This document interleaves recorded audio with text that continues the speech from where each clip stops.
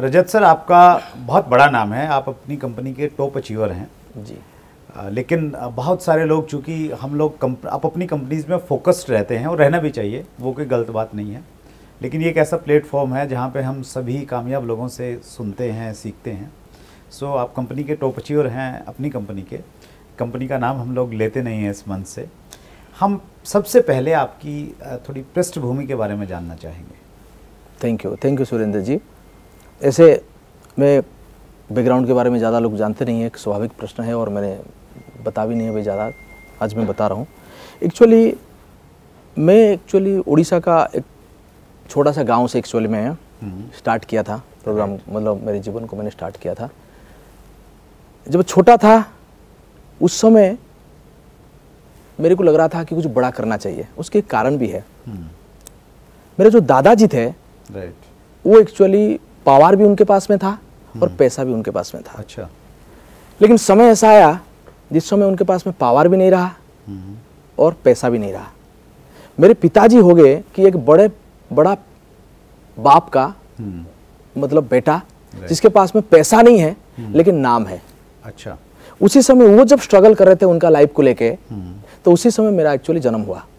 और मैंने जब देखा उसके बाद में उनकी स्ट्रगल को मैंने पास में देखा, जिसमें पैसा नहीं है लेकिन नाम है। और मेरा मानना है जिनके नाम होता है और पैसा नहीं होता है उनको ज़्यादा प्रॉब्लम फेस करना पड़ता है, क्योंकि वो दिखा भी नहीं पाएंगे, घर में रोएंगे और बाहर उसको दिखा नहीं सकते। तो वो जो परिस्थिति मैंने देखा, उसी समय से मेरा एक माइंड मेकअप हुआ कि मैं जीवन में बड़ा होके बड़ा बनूंगा और करोड़पति बनूंगा। और ये चीज़ मैंने बार बार मैंने घर में बोलना भी चालू किया कि मैं बड़ा होकर करोड़पति बनूंगा। इस प्रकार की मानसिकता के साथ में एक गांव का लड़का अभी सोच रहा है कि क्या आगे बढ़ के क्या करेगा। तो उसी प्रकार की मेरी लाइफ चालू हुआ। और जब क्लास 10th मैंने पास किया तो उस समय ये जो जुनून है ना वो बहुत बढ़ चुका था। तो मैं गांव का था, तो मुझे लग रहा था कि गांव से कुछ बाहर जाना पड़ेगा तभी ये काम हो पाएगा। तो मैंने उस समय मेरे घर में जिद किया कि मुझे बाहर भेजो, लेकिन घर वाले कोई रेडी नहीं थे, क्योंकि मैं अकेला था, बेटा अकेला था। अच्छा। तो माँ बिल्कुल भी नहीं चाह रही थी कि ये जो है बाहर जाए, और पिता माता कोई नहीं चाह रहे थे, उनको लग रहा था घर में ही रहना चाहिए। लेकिन मैं एकदम जिद पकड़ के मैंने बाहर निकलना था, आना था बाहर। मेरी कुछ गांव से शहर जाना चाहते थे? गांव से मैं शहर चला जाना चाहता था, क्योंकि मुझे लगता था मैं बाहर जाऊंगा तभी कुछ बड़ा होगा।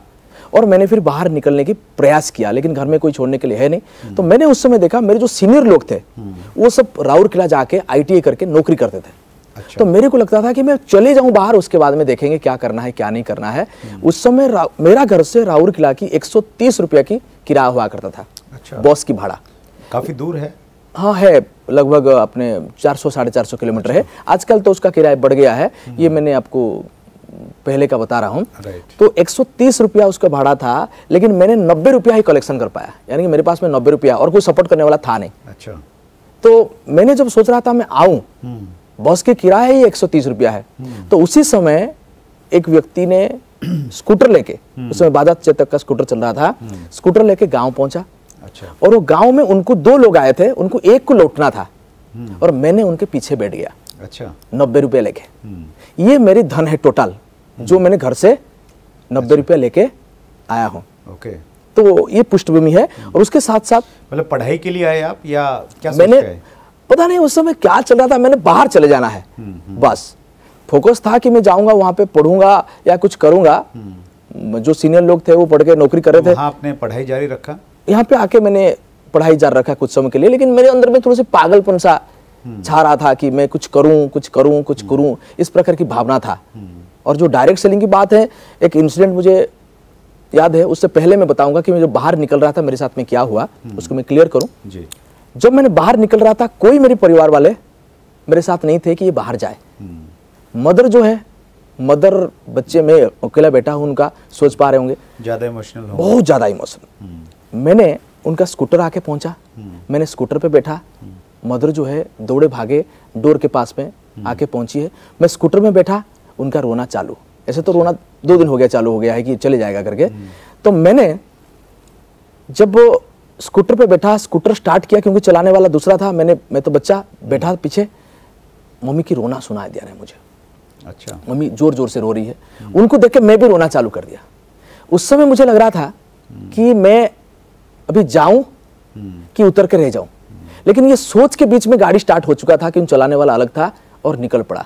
और मैं रो रो के मम्मी को देख देख के जा रहा था। और एक चीज पता नहीं क्यों मेरे माइंड से आ रहा था कि मम्मी आज मैं आपको रुला के जा रहा हूं, लेकिन एक समय आएगा जिस समय आप आज दुख से रो रही हो, सुख से रोगी। तो इस प्रकार की एक घटना चक्र उस बीच में बना। और मैंने फिर बाहर चला आया। बाहर में मैंने बहुत स्ट्रगल किया। मैंने ट्यूशन पढ़ाया, मैंने कोचिंग सेंटर की डेस्क के ऊपर में सोया, कभी खाना मिला कभी खाना नहीं मिला। साइकिल से मैंने लाइफ को चालू किया। उसके बाद में बाजाज सिटी लिया, उसके बाद में और दूसरा गाड़ी लिया, तीसरा गाड़ी लिया, और आज मैं आपके सामने है। अगर आपने अभी तक chat with Surendra Vats channel को सब्सक्राइब नहीं किया है तो अभी सब्सक्राइब करें और बेल आइकन दबाना ना भूलें, जिससे आपको आने वाली सभी वीडियोस की अपडेट सबसे पहले मिले और हमारी किसी वीडियो को मिस ना करें।